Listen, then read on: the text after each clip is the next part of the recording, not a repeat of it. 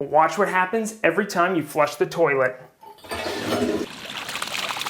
According to the Department of Justice, violent crime in Memphis this year is the highest that it's been in nearly 2 decades. This is the main break along the Cache River levee system that is causing all this flooding. All Memphis police officers are required to fill out a response to resistance form every time they use force when they make an arrest. Here in South Memphis, illegal dumping and blight are a constant problem. You see these piles of tires behind me here. The fog can deploy in seconds, filling the entire room, makes everything disappear. You can see one of the bullet holes that was left in the side of James' Lounge from that shooting earlier this morning. If you look over here, you can see the debris and ash left from one of those 5 cars after last night. The airport does have a history of malfunctions, like it's moving sidewalks. We are standing right next to the brick wall where their car crashed after being struck by gunfire hours earlier. Walking along with them, it took some organization as far as staying ahead of this group. Organizers tried to have their own people go ahead and stop the cars so they could walk safely past. Sewage leaks and mold. That's what Dominique Barnes says she and her 4 children have lived with since the summer. Sewage is still coming in through the shower or the toilet or the sink. There's sewage running into the yard, which is putting everybody else at risk. Dominique says they moved into this house back in April. Within a few weeks, she discovered the mold. And you can smell it. The smell is bad. You can also see it on her pipes and in the attic. She believes the mold is also causing her daughter to have an allergic reaction. Dominique says it took multiple tries before the shower finally stopped leaking sludge. But watch what happens every time you flush the toilet. It looks disgusting and smells even worse. And it happens every flush. Dominique says in August, maintenance replaced this section of pipe on the side of the house. She says it took only a week for the top to pop off, allowing the sewage to flow freely. Management tells her if she wants these issues fixed, she'll need to move out temporarily by November 1st so they can rehab the home. Dominique says she can't afford to move, especially without help from her landlord. For its part, the city has issued property owner MDM Investments of Memphis 2 code violations for mold and sewage. Mike McGee with MDM told us yesterday that, quote, everything was being addressed. The city visited the property again today, and they have cited MDM Investments of Memphis to environmental court. In Memphis, I'm Stephen Pimpo.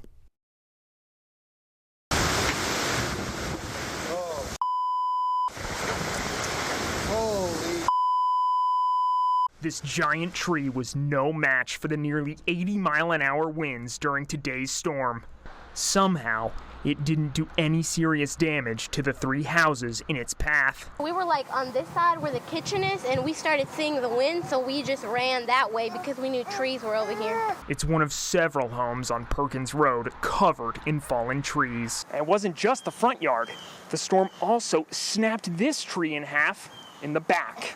But there was plenty more damage done thanks to massive trees, which East Memphis is full of. People don't realize when they first plant these trees that what's going to happen. These trees can get up to 100 feet tall or so, and they're just really close to the houses, and they're just it's a hazard. Jennifer Amaya says these trees were here when her parents moved in nearly 20 years ago. And they've been here since then, and the neighbors say they've been here even longer, and when they came here, they were already here. East Memphis resident Dennis Dixon says this house was badly damaged in a storm last year. They had to replace their entire roof. The whole right side of the house was caved in, and they've got to deal with it all over again. And after a week filled with storms, he and other Memphians are tired of constantly looking out for falling trees. I used to love trees. I'm not so much anymore. In Memphis, I'm Stephen Pimpo. I would like to go to our state legislators and speak to them directly. I want them to look me in the eye and tell me that I don't matter, because that is what this bill says. Moth Moth Moth is one of several drag performers who call Memphis home. But after spending the last 7 years as an entertainer here, she says a new bill before the Tennessee General Assembly threatens her livelihood. This bill makes doing drag in public a felony and a misdemeanor, which would ruin all of our lives. Senator Jack Johnson has introduced Senate Bill 3, which would make an adult cabaret performance on public property or somewhere that children could see it a crime. He says he crafted the bill because of sexually explicit drag shows he says happened at a library and a public park. I don't necessarily know all the details about all of these instances. I do know, however, that video has circulated online and elsewhere, and there have been some news reports of it as well, of a drag show type of performance taking place that was overtly sexual in nature. It was sexually suggestive, and there being kids around. Senator Johnson says it would not apply to drag shows that do not include sexual content. Moth says that part of the bill leaves too much open for interpretation. Straight people love to sexualize LGBTQIA people. They look at us and they see everything that we do is something that's sexually explicit. Age-restricted venues like Drew's Bar would be unaffected by this bill if it were to pass. But Moth says some of her highest-paying performances have happened in public places. Queer people and LGBTQIA people belong in public spaces. Tri-State Black Pride co-founder and vice president Dr. David Clemens calls the bill disgusting. You have these rich, privileged, racist, homophobic men making decisions for Tennesseans. You will not harm or subjugate me because of it. I'm not harming anybody. In Memphis, I'm Stephen Pimpo. They spent close to half the day discussing this motion. Now, all Memphis police officers are required to fill out a response to resistance form every time they use force when they make an arrest. They're supposed to detail what they did and why so that MPD can make sure they're following policy. Now, Demetrius Haley took the stand today and admitted in court that he left out information on his form about Tyree Nichols' arrest, though he says it was not intentional. Haley says his response to resistance form did leave out the fact that he was at the scene of Nichols' arrest, but that was not intentional, and the information just did not save properly when he entered it digitally. Prosecutor Forrest Christian asked Haley if he purposely left out that he kicked Nichols in the head, but defense attorney Michael Stengel objected to stop that line of questioning.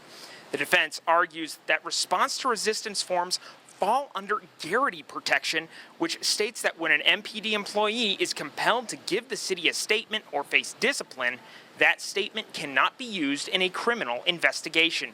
Stengel and Martin Zumak argued that because of filling out a response to resistance form is required of officers and not voluntary, it should be considered a, quote, compelled statement and therefore not admissible evidence. Catherine Gilbert with the Department of Justice's Civil Rights Division argued that this line of thinking could be applied to all police reports and body camera footage, as ISB gets all of those reports related to the investigation of a critical incident. After deliberating for several hours, Judge Mark Norris denied that motion.